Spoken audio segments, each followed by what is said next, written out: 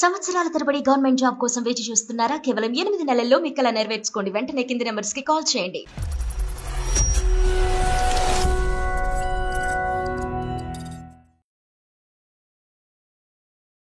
నాకు మ్యారేజ్ అయ్యి 2 years అవుతుంది సార్. అప్పట్లో వేరే అమ్మాయితో క్లోజ్ గా ఫోటో దిగి ఉన్నారు సార్. అసలు అదంతా పాస్ట్, అంతా అక్కడ జరిగింది ఏమీ లేదు. అక్కడ లేక మెసేజ్లు ఫ్రెండ్స్ ఇలా ఉంటారు ఎవరైనా. నీకు అసలే మెంటలో ఇంట్లో అలా ఉండి సరిగ్గా కాసేపు ఆ అమ్మాయి పిచ్చిదే అనుకోండి. పిచ్చిది కాబట్టి మీరాకి ఎందుకు వస్తుందని ఇంట్లో చూసుకోవడం మానేసి మామూలుగా ఉండదండి చెప్తున్నాను. మీరు చేసినంత చేసి నన్ను పిచ్చి అంటారేంటి? నువ్వు ఆఫీస్కి వెళ్ళినప్పుడల్లా ఫోన్ కాల్స్ మాట్లాడుకుంటూ ఉంటారు. నువ్వు నా ఫ్రెండ్ అనుకుంటూ మెసేజ్లు పంపించుకుంటారు. మరి రమేష్కి అది ఓకే అయితే కనుక మాకు ఓకే. నా బతుకు ఎలా అయిపోయిందంటే 2 పెద్దలు వచ్చింది శాండ్విచ్ గా అయిపోయిందండి నా బతుకు. ఇప్పుడు అటు పక్కనేమో ఆ పిల్లేమో నాతో మాట్లాడకుండా అది బతకలేదు, నా డిప్రెషన్ వచ్చాక ఒక్కడే నాకు అంటది. ఇక్కడ ఈ పిల్లేమో అనుమానం వచ్చేది. పదే ప్రశ్నించేటటువంటి నీ భార్య దెయ్యమా, లేదంటే అవతల సైడ్ ఉండేటటువంటి అమ్మాయి నిన్ను వదలకుండా, నీ ఫ్రెండ్షిప్ వదలకుండా నేను ఉండలేను, నువ్వు నన్ను వదిలేస్తే నేను చచ్చిపోతాననే అమ్మాయి దెయ్యం. ఇప్పుడు ఈ రెండిట్లో ఏది వదిలేయటం నీకు ఈజీ? ఇద్దరు దెయ్యాలనేనండి, కానీ ఆ పిల్లల్ని ఈజీగా వదిలించుకోవచ్చు అండి. నా ఫ్రెండ్ కానీ ఆ ఫ్రెండ్ నన్ను వదలట్లేదు కదండి, ఇంకా దెయ్యంలో పట్టుకు తీరుతుందని. నిజంగా మొగుడికి తెలిస్తే కనుక ఇదే యాటిట్యూడ్ కంటిన్యూ అవుతుందా? నీకు బంగారం లాంటి భార్య వచ్చింది, నువ్వు శాండ్విచ్ అనుకో, నువ్వు ఒక్క అమ్మాయి చేతిలో నలిగిపోతున్నావు, నీ భార్య చేతిలో నువ్వేం నలిగిపోవట్లే.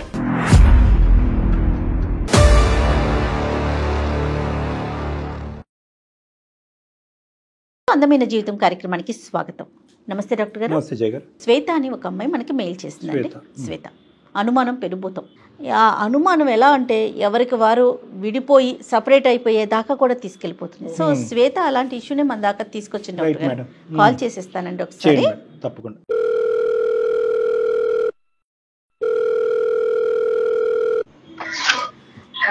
హలో నమస్తే అండి శ్వేత గారండి. శ్వేత, నేను జయాని, సుమన్ టీవీ అందమైన జీవితం ప్రోగ్రామ్ నుంచి కాల్ చేస్తున్నాను. మేడం. ఎస్, మీరు పంపించిన మెయిల్ చూసానండి. నాతో పాటు డాక్టర్ కళ్యాణ్ చక్రవర్తి గారు కూడా ఉన్నారు స్టూడియోలో. ఒకసారి అమ్మా శ్వేత, నమస్తే అమ్మా. నమస్తే సార్. చెప్పునన్నా, ఏంటి సమస్య, ఎవరిది? నాకు మ్యారేజ్ అయ్యి 2 years అవుతుంది సార్. నీది అరేంజ్డ్ మ్యారేజా, లవ్ మ్యారేజా, ఏంటి? మీ వారు ఏం చేస్తుంటారమ్మా శ్వేత? తను సాఫ్ట్వేర్ జాబ్ లో చేస్తారు మ్యామ్. మీరేం చేస్తుంటారు? నేను పెళ్లికి ముందు జాబ్ చేశాను మ్యామ్, తర్వాత మానేశాను. Okay okay right. ఓకే, అతనైతే ఐటీ, నువ్వైతే హౌస్ వైఫ్. 2 years అయింది మ్యారేజ్ అయ్యి, అరేంజ్డ్ మ్యారేజ్. ఇప్పుడు ఏం సమస్య అమ్మా? ఒక రోజు మా ఫ్రెండ్ ఫోన్ చేసి ఒక పిక్ పంపించింది సార్. మీ ఫ్రెండ్ ఎవరికి? నీకు పంపించిందా? అవును సార్, నాకే పంపించింది. ఆ పిక్ మీ హస్బెండ్ కదా అనేసి అడిగింది. ఆ పిక్ లో వేరే అమ్మాయితో ఫోటో దిగి ఉన్నారు సార్. వేరే అమ్మాయితో క్లోజ్ గా ఫోటో దిగి ఉన్నారు సార్. మీ వారి ఫోటో అది? మా వారిని సార్. ఆ అమ్మాయికి ఫేస్బుక్ లో దొరికిందంట మేము. మీ ఫ్రెండ్ నీకు ఎట్లా, నీ క్లాస్మేటా లేకపోతే మీరు ఒక ఊరు వల్ల? ఎవరు ఆ అమ్మాయి? ఎవరు? క్లాస్మేట్ మేము. ఎంతకాలం అయింది ఇది ఫార్వర్డ్ చేసి? ఒక 2 months అవుతుంది సార్. 2-3 ఫోటోస్ ఉన్నాయి సార్. ఒకే అమ్మాయితోనా? ఒకే అమ్మాయితో సార్. అంటే అవి చూసినప్పటి నుంచి నా బ్రెయిన్ అసలు ఏం పనిచేయట్లేదు సార్. నాకు ఏం చేయాలో అసలు ఏం అర్థం కావట్లేదు. ఎవరికి చెప్పాలో, ఏం అడగాలో, నా పరిస్థితి ఏంటో నాకే అర్థం కావట్లేదు సార్. ఎవరు పెట్టారంటే ఫేస్బుక్ లో? అది ఫేస్బుక్ లో ఆయనే పెట్టారంటే సార్. నేను అడిగాను ఆయన్ని, అవి పెళ్లికి ముందు ఫొటోస్ అని చెప్తున్నారు సార్. పెళ్లికి ముందు ఫొటోస్ అని చెప్తున్నారు, కానీ నాకు అవి చూసినప్పటి నుంచి ఇంకా అనుమానం ఎక్కువ అవుతుంది సార్. అంటే ఎట్లా అనుమానం ఎక్కువ అవుతుంది? అసలు పెళ్లికి ముందు అని చెప్పారు కదా, ఇంకెందుకు నీకు అనుమానం?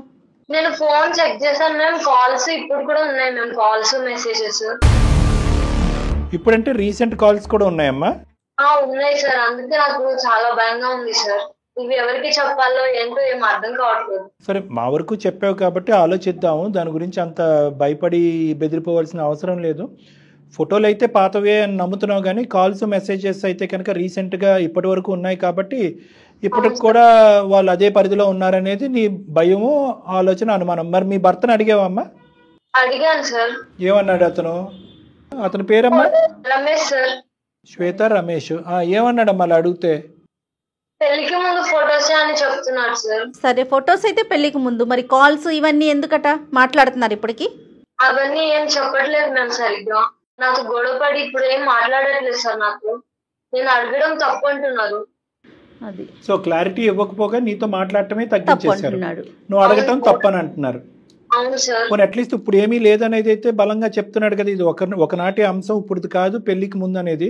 పోనీ ఆ పెళ్లికి ముందు ఎంతకాలం ఆ ప్రయాణం జరిగింది, తన పాస్ట్ లవ్ స్టోరీ గురించి ఎప్పుడన్నా చెప్పాడా నీకు? అలాంటిదేం నాకు చెప్పలేదు సార్. మరి ఇప్పుడు ఏంటమ్మా పరిస్థితి ఏంటి? ఇప్పుడు ఏమని చెప్పాలనుకుంటున్నావు? మమ్మల్ని ఏం చెయ్యాలని ఆశిస్తున్నావు? ఆ మెసేజ్లు అవన్నీ చూసిన తర్వాత నేను ఎలా నమ్మాలి సార్? నాకేం అర్థం కావట్లేదు. ఈ విషయాల గురించి మా ఇంట్లో వాళ్ళకి చెప్తే వాళ్ళు నువ్వే ఏదో ఒకటి చెయ్యి అనేసి చెప్తున్నారు సార్. నువ్వే మార్చుకోవాలి అనేసి అంటున్నారు సార్. పేరెంట్స్ వరకు తెలిసినా కూడా వాళ్ళ దగ్గర నుంచి పెద్ద హెల్ప్ లేదు నీకు. అవును సార్. నేను ఎలా నమ్మాలి సార్ ఆయన్ని? ఇప్పటి వరకు మెసేజ్లు కాల్స్ వెళ్తున్నాయి. మరి మాట్లాడుతున్నాడు, మెసేజెస్ లో కమ్యూనికేషన్ ఉన్నాడు అనేటటువంటిది ఈ రోజు వరకు అంశమా? ఇంకా ఇప్పటికి కూడా అతను ఫోన్ చెక్ చేస్తే అవే బయటపడుతున్నాయా? లేదు సార్, ఆ రోజు గొడవ అయినప్పుడే చెక్ చేశాను సార్. ఇంకా అప్పటి నుంచి ఆయన ఫోన్ కూడా ముట్టుకోలేదు సార్. అంటే 2 months బ్యాక్. అవును sir, 2 months back ma'am. Okay, so communication అయితే కట్ అయిపోయింది కాబట్టి అది జరుగుతుందో లేదో నీకు అర్థం కాని పరిస్థితిలో జరుగుతుందేమో అని నమ్ముతున్నావు, అంతే కదమ్మా? అవును సార్. నాకు ఏం చేయాలో ఏం అర్థం కావట్లేదు సార్. మిగతా అన్ని విషయాలు ఓకేనమ్మా? నీకు ఇంట్లోకి డబ్బులు ఇవ్వటం కానీ, మంచి చెడు చూడటం కానీ? Okay ma'am. అవన్నీ ఆ అమ్మాయితో మాట్లాడటానికి కానీ, అవతల అమ్మాయి ఎవరు కనుక్కోవటానికి ఏమైనా ప్రయత్నం చేసావా నీ భర్త నీతో మాట్లాడినటువంటి ఈ టైంలో? లేదు మ్యామ్, లిమిట్ నేను క్రాస్ చేయలేదు మ్యామ్. ఓకే ఓకే, ఈ అమ్మాయి లోకజ్ఞానం కూడా చాలా తక్కువ అన్నట్టు అనిపిస్తుంది. ఎందుకంటే ఎక్స్ప్రెస్ కూడా చేయలేకపోతుంది, అమాయకత్వాన్ని చూపెడుతుంది, ఎవరికి చెప్పాలో తెలీదు, తల్లిదండ్రులకు చెప్తే కనుక సర్దుకుపోమని అంటున్నారు. అంటే కన్ఫ్యూజన్ స్టేటస్ కూడా ఒకటి వచ్చేస్తుంది కదా డాక్టర్. ఈ 2 నెలలకు ముందు ఆగిందా, ఇప్పటికీ నడుస్తుందా? ఆ అబ్బాయి అన్న అట్లీస్ట్ కూర్చుని ఈ అమ్మాయికి నచ్చ చెప్పే విధంగా కానీ, లేదంటే ఇంకేమన్నా ఉంటే కనుక అది ఆనెస్ట్ గా ఒప్పుకుంటే కనుక, ఈ అమ్మాయి మాకు ఈమెయిల్ పంపించి మాతో మాట్లాడటానికి ప్రధానమైనటువంటి ఇష్యూ ఏంటి? ఇక్కడ ఏం చేయగలం మేము? ఆయనతో ఎలా మాట్లాడాలో ఎంతో నాకు అర్థం కావట్లేదు సార్. మీరు ఆయనతో మాట్లాడి నాకు చెప్పండి. మాట్లాడటం అంటే ఇప్పుడు అతను చేసేది నిజమా కాదా కనుక్కోమంటావా? ఏం మాట్లాడమంటావమ్మా? కనుక్కోండి మేడం. సరే సరే, అదే మీరు అన్నట్లుగా అమ్మాయి ఎక్స్ప్రెస్ చేయలేకపోతుంది. రైట్, ఒకసారి మాట్లాడదాం అయితే, తప్పకుండా మాట్లాడదాం. పెద్ద సమస్య కాదు, అంత బెంగపడద్దు, బాధపడద్దు, భయపడద్దు. ఓకేనా? సరే, ఒకసారి ఫోన్ కలపమ్మా, రమేష్ తో మాట్లాడదాం. చేస్తున్నాను మేడం. చాలా అంటే చాలా కామన్ ఇష్యూ మేడం ఇది. కొత్తగా పెళ్ళైనటువంటి ఒక ఆడపిల్లకి గానీ అబ్బాయికి గానీ కొత్తగా జీవితం ప్రారంభించినప్పుడు అభద్రత భావం అనేది ఒకటి ఉంటుంది, ఇన్సెక్యూరిటీ అనేది ఉంటుంది. హలో హలో హలో హలో, అస్తమాను ఎందుకు ఫోన్ చేస్తాను? నేను ఆఫీస్ లో ఉంటాను కదా, ఇంకా నాకు పని ఏం లేదంటే నీ ఫోన్లు తప్ప. ఇప్పుడు ఎందుకండి ఇలా అంటున్నారు? అస్తమాను అలా ఫోన్లు చేయక అర్థమవుతుందా? అలా అనకండి. మరి ఇంకేమనమంటావు? నీకు అసలే మెంట్లో ఇంట్లో అలా ఉండి సరిగ్గా ఫోన్లు చేయక అస్తమానికి నాకు ఆఫీస్ ప్రెజర్, నీ ప్రెజర్ ఎక్కువైపోతుంది. తెలిసినంత మీరు చేసి ఇప్పుడు ఎందుకు ఇలా అంటున్నారు? ఏం చేశాను? నేను చెప్పాను కదా ఆల్రెడీ, అదంతా పాస్ట్ అని. పెళ్లి అయిన తర్వాత అసలు ఏం చేయలేదని చెప్పాను కదా. నువ్వు నా మాట వినడం మానేసి ఎవరు ఊరు ఇల్లు చెప్పిన వాళ్ళు ఎన్ని వెంట నా మీద పడి తింటున్నావు నువ్వు. అవన్నీ మెసేజ్ ఎందుకండి మరి? అసలు అదంతా పాస్ట్, అంతా ఏమీ లేదు అక్కడ. ఆ అమ్మాయి మెసేజ్లు పెడుతుంది, ఫ్రెండ్లీగా ఉండమని చెప్తుంది, అంతే. అక్కడ జరిగింది ఏమీ లేదు అక్కడ. నేను బాగానే చూసుకుంటున్నాను, బాగానే ఉంటున్నావు కదా, ఇంకేంటి నీ బాధ? కాదు, నాకు అర్థం కావట్లేదు. పెళ్ళయ్యాక మెసేజ్లు ఫ్రెండ్స్ ఇలా ఉంటారా ఎవరైనా? ఇప్పుడు ఆఫీస్ కి వెళ్ళే వాళ్ళకి ఫ్రెండ్స్ అన్నాక ఉండరా, ఇప్పుడు కాలేజ్ కి వెళ్ళే వాళ్ళకి ఫ్రెండ్స్ ఉండరా, అలా కంటిన్యూ అవరా, ఇది అంతే. నువ్వు కూడా ఫ్రెండ్స్ చేసుకోవచ్చు, నలుగురిలో తిరుగుతా, పిచ్చి తగ్గుద్ది నీకు, ఇలా అనుమానాలు అవి తగ్గుతాయి నలుగురిలో తిరుగు. మామూలుగా ఉండదండి, చెప్తున్నాను. మీరు చేసినంత చేసి నన్ను పిచ్చి అంటారేంటి? మరి 2 నెలల నుంచి నేను అదేం లేదని చెప్తుంటే పిచ్చి దగ్గర పట్టుకుని ఏలాడుతుంటే పిచ్చి అనుకుంటే మరి ఇంకేమంటారు? మంచి అంటారా? అన్ని చేసేదేమో మీరు నన్ను పిచ్చి అంటున్నారా? ఆ సీరియల్స్ ఉంటాయి చూడు, ఆ సీరియల్స్ చూడడం మానేను. ముందు ఆ సీరియల్స్ కొంచెం నీకు బుర్రలో పిచ్చి ఎక్కిపోతున్నా, అర్థమవుతుందా? అత్త కోడలు గొడవలు, ఆ మగుడు పిల్లల గొడవలు ఇవే చూస్తావు సీరియల్స్ లో. మంచి మంచి సినిమాలు చూడడం మానేసి అన్ని తీసుకొచ్చి నా మీద రుద్దుతావు. ఆ ఆఫీస్ లో నాడు గొడవ ఒకటే, ఇంటికి వస్తే నీ గొడవ ఒకటే. బుర్ర ఉండాలి కొంచెం అన్నాను నీకు 2 నెలల నుంచి చెప్తున్నాను, అసలు నీకు అర్థమే కావట్లేదు ఏమి. ఏమనండి చెప్తున్నారు? 2 నెలల నుంచి మీరు గొడవ పడుతున్నారు, అది మీకు అర్థమవుతుందా? గొడవ పడేది ఎవరు, నువ్వా నేనా? అది తెలుసుకో ఫస్ట్. నీకు అది ఉంది, ఈ సంబంధం ఉంది, గొడవ పడేది నువ్వు నేనా? మళ్ళీ నన్ను అంటూ అటు తిరిగి ఇటు తిరిగి చేసినట్టు చేసి ఇప్పుడు చెప్తున్నారా? రమేష్ గారు నమస్తే అండి. రమేష్ గారు, హలో హలో రమేష్ గారు నమస్తే అండి. సారీ అండి, మేము బ్యాక్ ఎండ్ లో ఉండి మీ మాటలన్నీ వింటూ ఉన్నాం. నేను సుమన్ టీవీ అందమైన జీవితం ప్రోగ్రామ్ నుంచి జయానండి. చెప్పండి. నాతో పాటు డాక్టర్ కళ్యాణ్ చక్రవర్తి గారు కూడా ఉన్నారు. శ్వేత, మీ పర్మిషన్ తీసుకోకుండా మీతో మాట్లాడుతున్నాం, మరోలా అనుకోవద్దు. శ్వేత మమ్మల్ని అప్రోచ్ అయింది మా కార్యక్రమానికి. తను ఒక చిన్న లెటర్ రాసింది, మెయిల్ పెట్టింది. ఏమండి, ప్రపంచంలో బోల్డ్ కుటుంబాలు, ఒక్కొక్క కుటుంబానికి ఒక్కొక్క సమస్య. ఇక్కడ ఏమీ లేనిది పిచ్చిదాని సమస్య మీకు ఒక పెద్ద సమస్య. సరే సరే, అది పిచ్చి సమస్య మంచి సమస్య అది మాట్లాడదాం, కానీ సమస్య కదా నాన్న రమేష్, అది ఎవరి సమస్యలకి ఎక్కువ కదా. నాకు బోల్డ్ సమస్యలు ఉన్నాయండి, ఇవన్నీ చెప్పుకుంటా కూర్చుంటే ఎవరు తీరుతారు? ఆ బోల్డ్ సమస్యలు ఒకటి రమేష్ గారు, అన్ని బోల్డ్ సమస్యలు వినే ఓపిక ఓర్పు సహనం మాకు లేదు. అంత టైం కూడా లేదు. లేనప్పుడు మేము చెప్పమని మిమ్మల్ని బలంతో పెట్టాం. ఇక్కడ సమస్య ఇద్దరిది కాబట్టి, ప్రధానంగా శ్వేతది సమస్య కాబట్టి తన తరపుని మిమ్మల్ని మాట్లాడాలని అనుకుంటున్నా. కానీ రమేష్ నీ సమస్యలు ఏంటి బాబు అని మేము అడగలేదు, అడగదలుచుకోలేదు. కాసేపు ఆ అమ్మాయి పిచ్చిదే అనుకోండి, కానీ ఈ అంశాల గురించి అమ్మాయి పిచ్చిదే మీకు తెలియట్లేదు. పిచ్చిది కాబట్టి మీరాకి ఎందుకు వస్తాను ఇంట్లో చూసుకోవడం మానేసి అక్కర్లేదమ్మా నాన్న. నువ్వు రమేష్ కొద్దిగా మాటలు జాగ్రత్త. మేము అనేది ఏంటంటే, మాకు చేసే వాళ్ళందరూ పిచ్చి వాళ్ళు ఏమీ కాదు, మతి స్థిమితం మతి భ్రమించినటువంటి వాళ్ళు కాదు. జీవితంలో కొన్ని అంశాల్లో ఓడిపోయి కొన్ని సాధక బాధకాలు తట్టుకోలేక ఏ దిక్కును చెప్పుకోవాలో తెలియక మా వరకు చేరినటువంటి బాధితులు. చెప్పుకోవాలో తెలియపోతే వచ్చి రోడ్డు మీద స్టూడియోస్ లో కూర్చొని చెప్పుకుంటారండి, ఇంట్లో చెప్పుకోవడం మానేసి. కాదు, ఇప్పుడు ఏం చేద్దాం అంటావు? సరే స్టూడియో వరకు వచ్చింది, నా ఆఫీస్ లో బోల్డ్ ప్రెజర్ లో ఉంటే మా మేనేజర్ రోజుకో ప్రాజెక్ట్ చేయమంటారు, నేనే స్టూడియోలో కూర్చొని చెప్పుకోనండి అవన్నీ. అది నెక్స్ట్ ఎపిసోడ్ లో మాట్లాడుకుందాం. అప్పుడు నువ్వు కూడా స్టూడియోలోకి వచ్చి మాట్లాడేది. చూడలేదు, ఇప్పుడు కూర్చుందిగా ఇప్పుడే చెప్పండి నాకు ఇప్పుడు ఏం చేయాలి అసలు. అసలు ప్రాబ్లం అమ్మాయిది కాదండి, నాది ఆ ప్రాబ్లం. రైట్ వింటున్నారండి? నువ్వు ఆగితే మేము మాట్లాడదాం అని చెప్పి నేను మాట్లాడేదండి. ప్రాబ్లం అమ్మాయిది కాదండి, నాదండి ఇక్కడ ప్రాబ్లం. సమస్య ఏంటంటే, వెరీ గుడ్, విను ఒక్క నిమిషం రమేష్, వింటావా? సమస్య ఇద్దరిది కాబట్టి మీకు ఫోన్ చేసాం. నువ్వు తప్పు చేసావనో నువ్వు నేరస్తుడు అనేటటువంటి మాట మేము అనలేదు, అనం కూడా. ఎందుకంటే కనుక మాకు ఇప్పుడుకొచ్చి నిజ నిజాలు ఏంటి అనేది మాకు తెలియదు. ఆ అమ్మాయి తరపున మేము ఏమీ మాట్లాడట్లేదు. ఒక సిచ్యువేషన్కి ఒక క్లారిటీ తీసుకొస్తే ఈ 2 years పాటు జరిగినటువంటి మీ ప్రయాణం సాఫీగా స్మూత్గా ముందుకెళ్ళి నలుగురు మధ్యలో పరువు పోకుండా ఉండేటటువంటి విధంగా చేసేటటువంటి ప్రయత్నమే మా ప్రయత్నం. ఇప్పుడు నేను బాధితుడిని అంటున్నావు కదా, నువ్వు ఎలా బాధితుడు అనేటటువంటిది మేము ఎక్కడ మిమ్మల్ని బ్రేక్ చేయం, ఆపం. నువ్వు ఎలా బాధితుడు, నువ్వు ఎలా ఇబ్బంది పడుతున్నావు నీ వర్షన్ చెప్పు, మేము వింటాం. పెళ్ళై 2 years అయిందండి, అందంగా ఉండాలి కదండి. ఎవరో వాళ్ళ ఫ్రెండ్ అంటండి ఏదో ఫేస్బుక్ లో ఫోటోలు పంపిందంటండి. ఎవరు ఫోటోలు అవి? అనుమానం. ఎవరు ఫోటో? నాదిను నా ఫ్రెండ్ దండి. ఈ మాది పట్టుకొని ఇంక నాకు ఏదో లింక్ ఉంది అంటుందండి. ఏదో బీటెక్ లోనే ఎప్పుడో అక్కడ లవ్ లో ఉన్నావండి, ఫోటోలు దిగా అప్లోడ్ చేసాం. అదంతా అయిపోయింది, అప్పుడే అయిపోయింది. ఆ అమ్మాయికి నాకు ఇప్పుడు అసలు నేను అమ్మాయితో అంత క్లోజ్ గా కూడా లేను. అప్పుడప్పుడు అమ్మాయి ఫోన్ చేసి మెసేజ్ పడుతుందండి. నేను అమ్మాయికి చెప్పాను ఆల్రెడీ పెళ్లి అయిపోయింది వదిలేయమని. కానీ ఆ అమ్మాయి ఏంటంటే, అమ్మాయికి నేను అంటే ఇష్టం అంటండి. కొన్ని ఫ్రెండ్లీగా అయినా ఉండు, నువ్వు తప్ప నాకు ఇంకెవరు తెలుసు, ఫ్రెండ్షిప్ కోసం దానిలోనే ఉండని చెప్పేసి ఆ అమ్మాయి అస్తమానం మెసేజ్లు పెట్టడం, అది పెట్టడం ఇది పెట్టడం చేస్తా ఉంటదండి. కాదు నువ్వు అమ్మాయికి చెప్పావా నాకు ఇలా పెళ్లి అయింది, ఇప్పుడు మెసేజ్లు పెడితే కనుక నా భార్యతోని నాకు గొడవలు అవుతున్నాయి, గొడవలు అవ్వచ్చు అన్నట్టుగా చెప్పావా? నేను ఆల్రెడీ అమ్మాయికి అన్ని చెప్పానండి. అమ్మాయి జస్ట్ ఫ్రెండ్స్ కోసం అంతే, ఏమీ కాదని చెప్పి అలా కాదు. ఇప్పుడు ఓన్లీ ఫ్రెండ్స్ జస్ట్ ఫ్రెండ్షిప్ అయినా కూడా ఇక్కడ భార్యాభర్తల మధ్యన ఎవరు ఆలోచన శైలి ఎలా ఉందో అనేది మనకు తెలీదు. కొంతమంది బ్రాడ్ గా ఆలోచించవచ్చు, కొంతమంది నేరోగా ఆలోచించవచ్చు. అందులో ఏంటంటే నీ భార్యకి పెద్ద అంత లోకజ్ఞానం అంత ఇంగితం ఉన్నట్టుగా నాకు అనిపించట్లేదు. ఆ అమ్మాయి కొద్దిగా నేరో మైండ్, ఆ అమ్మాయి ప్రపంచం చాలా చిన్నది అన్నట్టు అనిపిస్తుంది. అందులో అనుమానాలు రావడానికి అవకాశం ఎక్కువ ఉంటుంది. అది 2 years బట్టి నువ్వు కూడా 2 years బట్టి నువ్వు బాగా పసిగట్టి ఉండొచ్చు ఈ అమ్మాయికి లోకజ్ఞానం తక్కువనే. అలాంటప్పుడు అమ్మ మహాతల్లి నువ్వు దూరంగా ఉండు, ఫ్రెండ్షిప్ కాస్త అయిపోయింది, ఇప్పుడు అవి ఏమీ వద్దు, ఈ మెసేజ్లు ఏమాత్రం నా భార్య చూస్తే ప్రాబ్లం అవుతుందని మీరు కొద్దిగా గట్టిగా వారించుంటే ఆ అమ్మాయి ఆపేసి ఉండేదేమో కదా. ఏమండి ఇప్పుడు నా ఫ్రెండ్ ఆ అమ్మాయి చచ్చిపోతాను నేను, నాకు బాధలు అయి చెప్పుకోవడానికి నువ్వు తప్ప ఇంకెవరు లేరు, నాకు కాలేజీలో కానీ అంతా నీతోనే కదా, నాకు ఎవరు లేరు, ఫ్రెండ్లీగానే ఉండు, నాకు కనీసం రిఫ్రెష్ గా ఉంటది మైండ్ అని చెప్తుంది.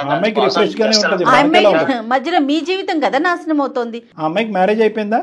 ఆ అమ్మాయికి మ్యారేజ్ అయిపోయింది, భర్త ఉన్నాడు, 2 పిల్లలు కూడా ఉన్నారండి. అయినా కానీ నీతో మాట్లాడటానికి ఇష్టపడుతుంది, మరి భర్తకు తెలియకుండానే మాట్లాడుతుంది ఆవిడ? భర్తకు తెలుసా తెలీదా మరి నాకు తెలియదండి. మరి అది చాలా ఇంపార్టెంట్, నువ్వు క్లారిటీ తెచ్చుకోవాలి, లేదంటే మీ వైఫ్ తో పాటు ఇంకోటి మొదలవుతాడు నీ వెనకాతల పట్టానికి. ఇప్పుడు మీ వైఫ్ అంటే ఇంటి వ్యవహారం, అది పర్లేదు, ఎందుకురా బాబు నా భార్యతో తెలియకుండా మాట్లాడుతున్నాం అని చెప్పి అక్కడ ఆవిడకో 2 వాయించి నీ మీదకి వచ్చాడు అనుకో, పరిస్థితి ఇంకో విధంగా ఉంటది. ఇప్పుడు మీ వైఫ్ కాబట్టి మీరు 100 సార్లు పిచ్చిదానివి అంటున్నారు, ఎవరు ఊరుకుంటారండి తన ముందు మీరు అట్లా మాట్లాడుతూ ఉంటే? ఎప్పుడైతే మ్యారేజ్ అవుతుందో రమేష్కి ఎంతైతే ఫ్రెండ్ అవుతుందో ఆ అమ్మాయి శ్వేతకు కూడా అంతే ఫ్రెండ్ అవ్వాలి, మన ఇంటికి తీసుకురావాలి, పిలిపించాలి, మాట్లాడుకోవాలి, ఒక కామనాలిటీ తీసుకురావాలి, లిమిటేషన్స్ ఉండాలి. ఒకరికి ఇష్టం లేకుండా ఇంకొకరు పదే కాల్ చేసి మెసేజ్లు పెడితే అది పద్ధతిగా ఉండదు. భార్య దగ్గర నుంచి దాచిపెట్టి ఫోన్ కాల్స్ మెసేజ్లు పెట్టుకుంటే అది పద్ధతిగా ఉండదు. ప్రైవేట్గా బయటకు వెళ్ళి కలిస్తే అది అస్సలు పద్ధతిగా ఉండదు. ఇటువంటి లిమిటేషన్స్ ఫ్రెండ్షిప్ అనేటటువంటిది ఉండొచ్చు, కానీ నేను చెప్పినటువంటి 4-5 కండిషన్స్ ఉంటేనే అది ఫ్రెండ్షిప్ కింద యాక్సెప్ట్ అవుతుంది. లేదంటే అనవసరమైనటువంటి శ్వేత లాంటి వ్యక్తులకి అనవసరమైనటువంటి అనుమానాలు వస్తాయి. అదే ఫ్రెండ్షిప్ అదే పద్ధతిని శ్వేత కంటిన్యూ చేస్తే కనుక రమేష్కు తెలియకుండా పెళ్ళైన 2 years తర్వాత ఫ్రెండ్షిప్పే, నీ మాటల్లోగా అది ఫ్రెండ్షిప్, ఇంకేమీ ఉండదు. వాళ్ళిద్దరు బయట కలవటం కానీ ఇంకోటి ఉండదు. జస్ట్ అప్పుడప్పుడు నువ్వు ఆఫీస్కి వెళ్ళినప్పుడల్లా ఫోన్ కాల్స్ మాట్లాడుకుంటూ ఉంటారు, నువ్వు నా ఫ్రెండ్ అనుకుంటూ మెసేజ్లు పంపించుకుంటారు. మరి రమేష్కి అది ఓకే అయితే కనుక మాకు ఓకే. అది ఓకే ఎలా అవుతుందని చంపేస్తాను అలాంటినే చేస్తే, అలాంటి ఎలా చేస్తాను పెళ్ళి. నీకో పుస్తకం అమ్మాయికో పుస్తకం, ఏ ఆడవాళ్ళకి ఒక న్యాయం మగవాళ్ళకి ఒక న్యాయం అది వర్తించదా? న్యాయం కాదండి, నా బతుకు ఎలా అయిపోయిందంటే 2 బెడ్రూమ్ వచ్చింది శాండ్విచ్ లో అయిపోయిందండి నా బతుకు. ఇప్పుడు అటు పక్కనేమో ఆ పిల్లేమో నాతో మాట్లాడకుండా అది బతకలేను, నా డిప్రెషన్ వచ్చేస్తుంది, నువ్వు ఒక్కడే నాకు అంటది. ఇక్కడ ఈ పిల్లేమో అనుమాన పక్షి అండి.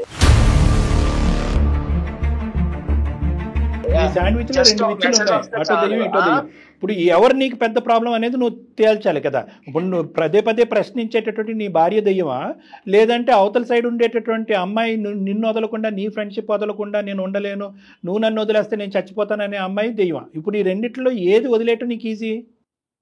ఇద్దరు దెయ్యాలనేనండి, కానీ ఆ పిల్లల్ని ఈజీగా వదిలించుకోవచ్చు అండి. నా ఫ్రెండ్ కానీ ఆ ఫ్రెండ్ నన్ను వదలట్లేదు కదండి, ఇంకా దెయ్యంలో పట్టుకు పీడింతుందండి. ఇక్కడ ఈ పిల్లేమో నన్ను అర్థం చేసుకోదండి. ఇప్పుడు మీరు చెప్పండి రమేష్, ఒక్కటి నాన్న, ఇద్దరు దెయ్యాలైతే కనుక అది ఎలా అవుతుంది? ఇప్పుడు ఈ అమ్మాయి నిన్ను ప్రేమించి ఇప్పుడు ఇష్టపడి పూర్తిగా 110% నమ్మి నీ దగ్గరకు వచ్చినటువంటి ఒక అమ్మాయి.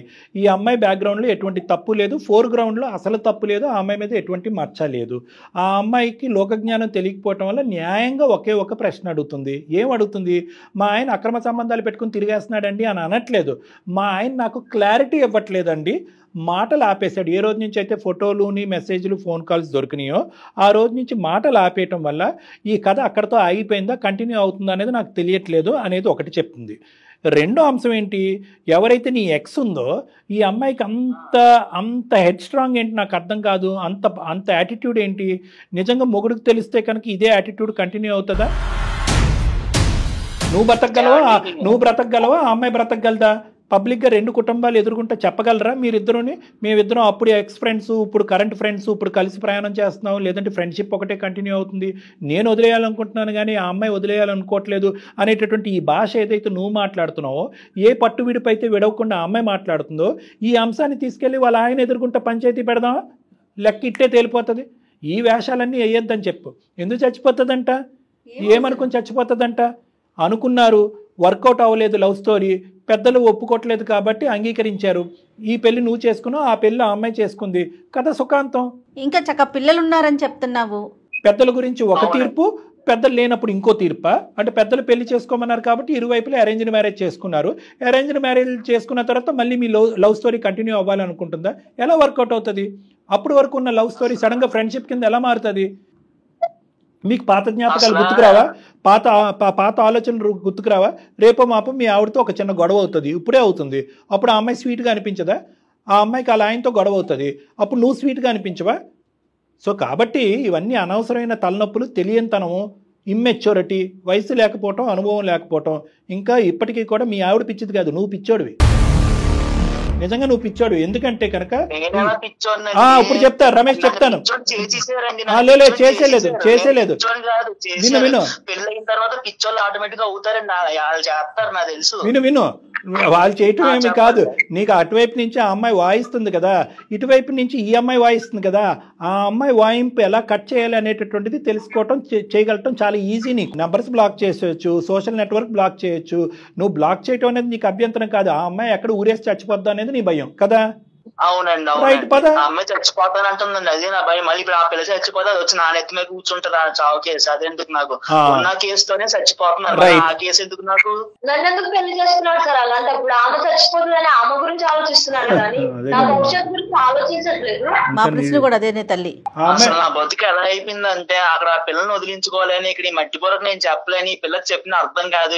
అమ్మాయి మట్టి బొర్ర అయితే నీది పెంట బొర్ర. ఏం మాట్లాడుతున్నావు? ఎందుకు ఆ మాటలు ఎందుకు? అసలు ఫస్ట్ ఈ పిల్ల ఫ్రెండ్ అని అనాలండి. అసలు ఆ పిల్ల ఫేస్బుక్ తిప్పడం ఎందుకు? నా ఫోటో ఆ పిల్లకి దొరకడం ఏంటి? ఆ ఫోటో తీసుకొచ్చి ఈ పిల్లకి ఇవ్వడం ఏంటి? రమేష్ వింటావా? ఫేస్బుక్ లో పెట్టి మీరు అలానే అంటారా? ఊరుకొని ఉంటారా? మీరు చెప్పండి. మీలాగా నేను కూడా ఫోటోలు దిగి ఫేస్బుక్ లో పెడతాను. ఫేస్బుక్ లో పెట్టడం అంటే అడుగుతామండి ముందు. చెప్పండి, ఇన్నిసార్లు నన్ను పిచ్చిదాని అంటున్నారు కదా, మిమ్మల్ని చేసుకొని నిజంగానే పిచ్చిదాని అయిపోయారంట. నోటుకు వచ్చినట్టు మాట్లాడుతా. నువ్వు చక్కగా ఎంజాయ్ చేస్తున్నావు అమ్మాయితో మాట్లాడుకుంటా. ఎంజాయ్ ఏం ఎంజాయ్? పక్కన ఏదో పక్క నువ్వు శాండ్విచ్ అయిపోయింది నా బతుకు. ఏం ఎంజాయ్ ఉంది ఇక్కడ నా బతుకులో? తర్వాత బ్యాండ్విచ్ అవుతుంది. కానీ నిజంగా నువ్వు అమ్మాయిని లవ్ చేసేటట్టు అయితే కనుక ఆ అమ్మాయిని పెళ్లి చేసుకోలేకపోయావా? ఈ అమ్మాయిని ఎందుకు ఈ అమ్మాయిని 2 years బ్యాక్ పెళ్లి చేసుకుని అందరినీ మోసం చేస్తున్నావు? ఇంట్లో ఒప్పుకోలేదండి. ఒప్పుకోకపోతే అది నీ దొరద, నీ ప్రాబ్లము, నీ చేతకాంతనం. ప్రేమించిన వాడు పెళ్లి వరకు ఆ అమ్మాయిని తీసుకెళ్ళకపోయావు కాబట్టి నువ్వు తప్పు అనేటటువంటి కళ్ళలో ఉన్నావు కాబట్టి, పరిధిలో ఉన్నావు కాబట్టి తప్పును అంగీకరించాలి. సరే, ఇప్పుడు నువ్వు తప్పు చేసావని మేము అనట్లేదు. కనెక్షన్ అయితే తెగదెంపు చేసుకోలేకపోతున్నాను, ఎందుకంటే ఆ అమ్మాయి నన్ను హింస పెడుతుంది, నా ప్రాబ్లంకి సొల్యూషన్ చెప్పండి అని నువ్వు మమ్మల్ని అడగాలి. అంతేగాని పదే పదే మట్టి బొర్ర, పిచ్చిది, మెంటల్ది ఇలాంటి మాటలు అంటే కనుక మర్యాదగా ఉండదు రమేష్. నీ సమస్యకు కూడా పరిష్కారం చెప్తాం. ఆ అమ్మాయి పిచ్చి పిచ్చిగా మాట్లాడితే కనుక ఆ అమ్మాయితో మేము ఇప్పుడే ఫోన్ కలిపి ఆ అమ్మాయి సంగతి ఏంటో అనేది చెప్తాం. ఎందుకు చచ్చిపోతుందంట? పెళ్లి చేసుకుని 2 పిల్లలు కనుక చచ్చిపోవటానికి పాత ప్రేమలు గుర్తు తెచ్చుకుని చేసేటటువంటి దొంగ పనులు ఆ అమ్మాయికి కూడా మేము బుద్ధి చెప్తాం. నువ్వు ఆ అమ్మాయి విషయంలో ఏమీ ఆలోచించవలసినటువంటి అవసరం లేదు రమేష్. నీకు బంగారం లాంటి భార్య వచ్చింది. నువ్వు శాండ్విచ్ అనుకో, నువ్వు ఒక్క అమ్మాయి చేతిలో నలిగిపోతున్నావు, నీ భార్య చేతిలో నువ్వేం నలిగిపోవట్లే. మీలాగా నేను చేస్తే మీరు ఊరుకోనే ఉంటారా చెప్పండి? మీలాగా నేనేం తిరగట్లేదు. అసలు ఆ చేయటమే తప్పంటే మళ్ళీ అతనిలాగా చేయటం ఏంటంటావు నువ్వు ఒకదానివి? శ్వేత, తప్పు చేస్తే ఆడోళ్ళు మరి చమ్మిక్కయ్యి ఇప్పుడు మగోడు తప్పు అంటారు మీరు. నేను ఎక్కడ తప్పు చేశాను? నువ్వు ఆడజాతి మొత్తాన్ని బయటకు లాగమాక గానీ నువ్వు ప్రేమించినటువంటి అమ్మాయి గురించి నువ్వు పోరాడలేక దిక్కుతోచినటువంటి పరిస్థితిలో ఒక అరేంజ్డ్ మ్యారేజ్ చేసుకుని ఆ అమ్మాయిని ఇప్పుడు వదిలించుకోలేక చిక్కుముడి సమస్య నువ్వు బాధపడుతున్నావు. ఇది స్వయం కృతాపాత్యం, నువ్వుగా సృష్టించుకున్నటువంటిది. అర్థమైందా? నువ్వు సృష్టించుకున్నటువంటి ఒక భయంకరమైనటువంటి పరిస్థితిలో ఆ వేడి నూనెలో ఈ అమ్మాయి పడింది. ఇప్పుడు ఈ అమ్మాయి గజగజలాడిపోతుంది. నేను ఏది సృష్టించుకోలేదని విధి అలా రాసిందని నా బతుకు నేనేం చేయనండి. సరే, విధి రాసింది అంటున్నట్టే నువ్వు అనుకో, కానీ ఇక్కడ ఈ అమ్మాయికి ఏం సమాధానం చెప్తావో చెప్పాలి కదా. మరి విధి నీ జీవితాన్ని రాసింది, కానీ నువ్వు ఈ అమ్మాయి జీవితాన్ని రాసావు. కాదు డాక్టర్ గారు, నువ్వు మరి సరి చేసుకోవాలనుకుంటున్నావా? విధి రాసింది, పో నీ భాష ప్రకారమే మాట్లాడదాం, విధే రాసింది అనుకుందాం. మరి నీ జీవితాన్ని నువ్వు సరి చేసుకోవాలనుకుంటున్నావా, అనుకోవట్లేదు? అది చెప్పు రమేష్. నేను ఖచ్చితంగా సరి చేసుకోవాలని అనుకుంటున్నాను, కానీ ఆమె అమాయకత్వంతో ఆమె ఏంటంటారు అలాగా నా అనుమానాలతోటి నన్ను అలా హింసిస్తుంది. నేనేం చేయను రమేష్. ఆ పరిస్థితుల్లో ఎవరున్నా అలాగే చేస్తారమ్మా. అనుమానం ఎలా అవుతుంది అయ్యా? ఉన్నదే కదా. నువ్వు ఫోన్ కాల్స్ మాట్లాడకుండా మాట్లాడింది అంటుందా? మెసేజ్లు పంపించకుండా పంపించింది అని అంటుందా? ఫోటోలు చూడకుండా ఫోటోలు ఉన్నాయని అంటుందా? అన్నీ ఉన్నవే కదా. నీ వర్జన్ ఏంటంటే స్లోగా ఆ ప్రేమను కట్ ఆఫ్ చేసేస్తున్నానండి, అవతల ఆ అమ్మాయి నుంచి వచ్చే థ్రెట్ తట్టుకోలేక. కానీ యువతలు నిలబడినటువంటి భార్యకి ఏమనిపిస్తుంది? అప్పుడు స్టోరీ ఇప్పుడు కూడా కంటిన్యూ అవుతుంది అన్నట్టే మాట్లాడుతుంది. సో కాబట్టి ఏంటంటే ఆ అమ్మాయి షూస్ లో ఒక్కసారి నిలబడి ఆలోచించు. ఇప్పుడు అయింది ఏదో అయిపోయింది, పాస్ట్ ఈజ్ పాస్ట్ అండి. ఇప్పుడు ఆమె బాధపడుతుంది, నేను బాధపడుతున్నాను. ఇప్పుడు ఏం చేయమంటారు చెప్పండి? Very good. ఇప్పుడు దారిలోకి వచ్చా, మంచిగా చెప్తాను, మంచిగా విను. ఏమీ ప్రాబ్లం లేదు, ఈజీగానే ఇలాంటి కొన్ని 100,000 కేసులు చేసినటువంటి అనుభవంతో మేము చెప్తున్నాము. ఇక్కడ ఎవరు సూసైడ్ చేసుకోరు, ఏదో జరిగిపోతుంది అని కూడా నేను అనుకోవట్లేదు. అర్థమైందా?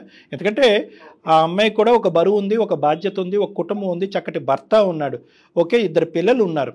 ఆ అమ్మాయికి కూడా ఆలోచింపజేసేటటువంటి విధంగా నేను జయ మేడం మేము తర్వాత నీ ఫోన్ పెట్టేసిన తర్వాత ఆ అమ్మాయితో ప్రత్యేకంగా మేము ఫోన్లో మాట్లాడతాం.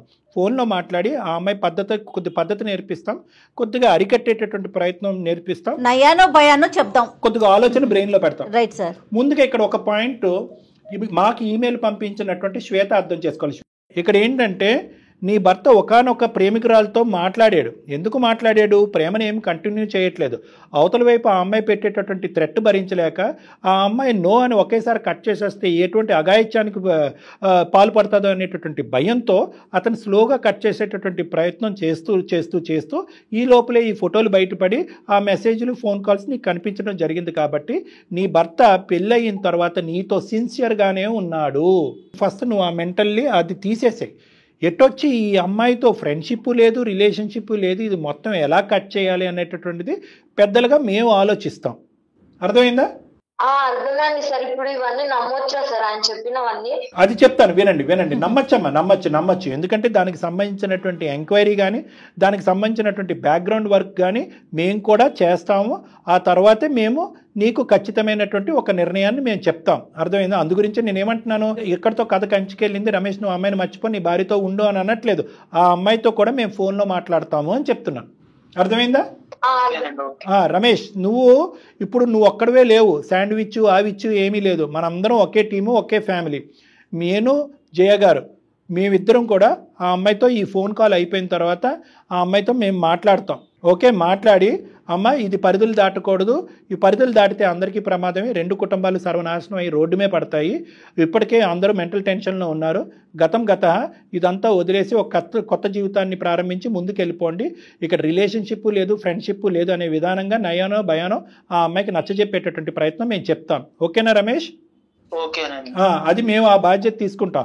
ఇక ముందు నుంచి ఆ అమ్మాయి ఫోన్ కాల్స్ అన్నీ నువ్వు బ్లాక్ చేయి, సోషల్ మీడియాలో అన్నిటిలోని నువ్వు బ్లాక్ చేసి కంప్లీట్గా నీ నెంబర్ మార్చేసేటటువంటి ప్రయత్నం చేయాలి నువ్వు. ఓకేనా? ఆ అమ్మాయి బ్యాక్గ్రౌండ్లో నిన్ను వేధించకుండా, అటాక్ చేయకుండా, వేరే నెంబర్ నుంచి నిన్ను కాల్ చేసి థ్రెట్ చేయకుండా, ఆ అమ్మాయి మా మాట వినకపోతే కనుక వాళ్ళ ఇంటి పెద్దల ద్వారా ఆ అమ్మాయికి బుద్ధి చెప్పేటటువంటి ప్రయత్నం చేస్తాం. అందమైన జీవితం అయితే మాత్రం ఆ బాధ్యత అయితే తీసుకోవడానికి మేము రెడీగా ఉన్నాం.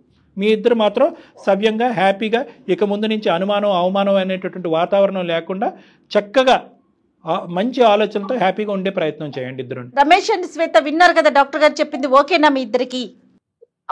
ఓకేనండి. శ్వేత విన్నావు, ఇప్పటికన్నా హ్యాపీయా? నాకు ఎలాంటి సంబంధాలు ఏవి లేవు, ఇప్పటికన్నా హ్యాపీయా?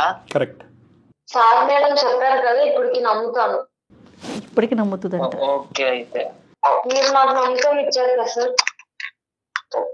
మేము నమ్మకం ఇవ్వటం కాదమ్మా, మేము నమ్మకం ఇవ్వటం వరకే ఆగకుండా బ్యాక్గ్రౌండ్ చెక్ చేస్తామని అంటున్నాం. బ్యాక్గ్రౌండ్లో ఆ అమ్మాయి యొక్క ఆలోచనను కూడా మార్చే ప్రయత్నం చేస్తానని అంటున్నాం.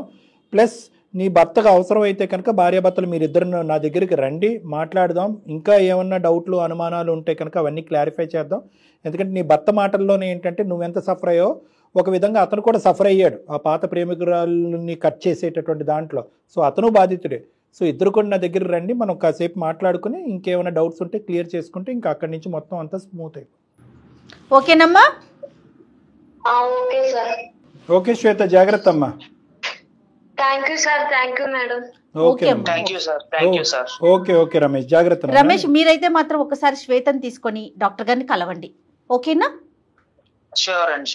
Okay Ramesh, thank you. ఆ పిల్ల అంటే తను నమ్ముతుందో నమ్మట్లేదో, యాక్సెప్ట్ చేస్తుందో లేదో నాకు అర్థం కావట్లేదు. అనుమానంలో ఏం చేయాలో అబద్ధం ఆడుతున్నాడు అనేటువంటి ఫీలింగ్ ఉంది. ఆ డిప్రెషన్ లోకి వెళ్ళిన తర్వాత నిజాలు కనిపించిన వైట్ అన్న బ్లాక్ గానే కనిపిస్తూ ఉంటుంది నిజాలు. సో ఆ అమ్మాయికి ప్లస్ ఏంటంటే పేరెంట్సే కొద్దిగా ఈ ఇష్యూని ఇంకో విధంగా రిజాల్వ్ చేస్తుంటే ఈ రోజు అమ్మాయికి నమ్మకం వచ్చేది. అలా కాకుండా పేరెంట్స్ అమ్మ నీ జీవితం నువ్వు చూసుకో అనేటప్పటికి ఇంకా అమ్మాయి ఏకాకి అయిపోయి డిప్రెషన్ లోకి వెళ్ళిపోయి ఇప్పుడు అతను చెప్పే మాటలు కూడా పూర్తిగా నమ్మకం కలగట్లేదు. ఇప్పుడు ఒక మాటలో నమ్మకం కలగాలని కూడా మనం ఎక్స్పెక్ట్ చేయకూడదు. మనం అందుగురించి పిలిపించి మాట్లాడదాం. అమ్మాయితో కూడా ఎక్స్ అనేటటువంటి అమ్మాయితో కూడా మనం ముందు స్ట్రాంగ్ గా మాట్లాడాల్సింది ఆ అమ్మాయితో. డెఫినెట్ గా మాట్లాడాలి. రైట్ డాక్టర్ గారు, నమస్తే.